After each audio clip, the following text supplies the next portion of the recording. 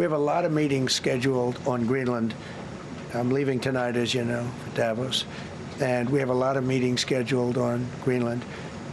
And I think things are going to work out pretty well, actually. I think something's going to happen that's going to be very good for everybody. I think that we will work something out where NATO is going to be very happy and where we're going to be very happy. That's President Trump. He says the U.S. will acquire Greenland. He's heading to Davos in just a few hours. He's expected to meet with world leaders on this as tensions are looming over this at the World Economic Forum. Fox Business will bring the president's remarks to you live tomorrow morning at 8:30 a.m. Eastern Time. You don't want to miss it. Let's bring in now Fox and Friends Weekend co-host Charlie Hurt. Charlie, it's great to see you. What's your take on the U.S. acquiring Greenland? What would you advise President Trump here? Some critics are saying don't upset Europe because Europe is the biggest buyer of U.S. debt, that keeps U.S. interest rates low. What would you tell the president on acquiring Greenland? Well, I think that what the president is doing right now and has already done about it is probably the right way to go about it because, you know, obviously there's a lot of consternation, particularly in Europe over this. But President Trump is a visionary, and a visionary always is going to be met with a cold front when he starts talking about something. And go back to 10 years ago when he started talking about the broken border and he started talking about the illegals streaming across the border. The entire political world, it set the political world on fire. But he kept talking about it and kept talking about it. And as Brandon Gill just pointed out, what did he do? He came back into office, snapped his fingers, and closed the border. So President Trump is now talking about Greenland, and he won't stop talking about Greenland.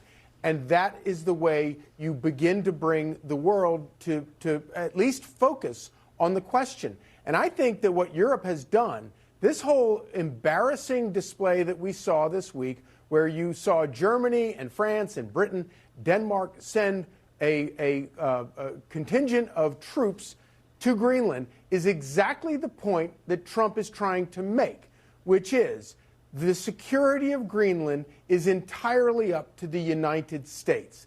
Therefore, the United States should have more of a say over the governance of Greenland. It's a pretty logical argument.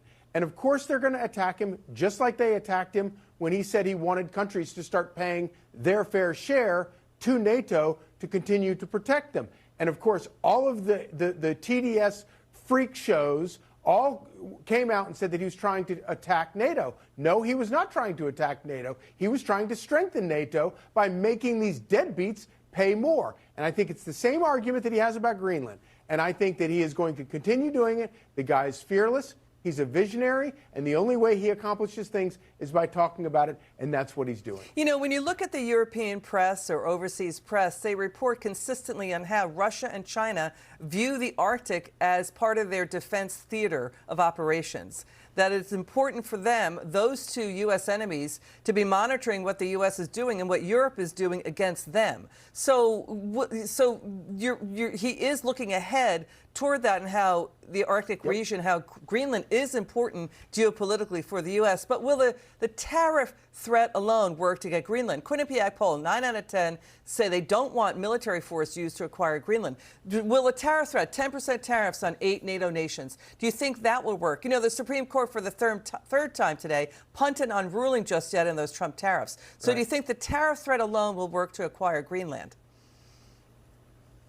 Well, I think that the idea that he's talking about tariffs, he's talking about military action, he's talking about everything that's on the table. What that really says to me, Liz, is that it underscores that he's got a lot of different options for bullying his message across and getting his way.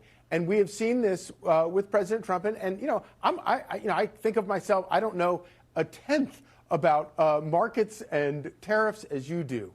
But I think of myself as being a free markets kind of guy. I've sort of grown up believing I don't like tariffs. But when I look at what all the experts said was going to happen if Trump used tariffs as a political weapon, and then I look at what's happened, it's not come to fruition. All the experts have proven to be wrong. And I'm not an expert, but I do sort of keep an open mind.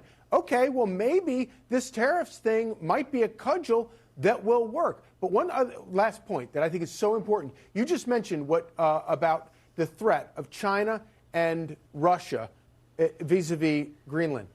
Can you name a single politician off the top of your head in the United States of America that you remember talking about that threat vis-a-vis Greenland? I can't remember a single one of them talking about it. And I am grateful that we have a president who is not just a visionary, but is also, as you say, thinking, ahead to this is a real problem and we need to address it. Thank you so very much, Charlie Hurt. We love it when you're on this show. You're so smart. It's good insights.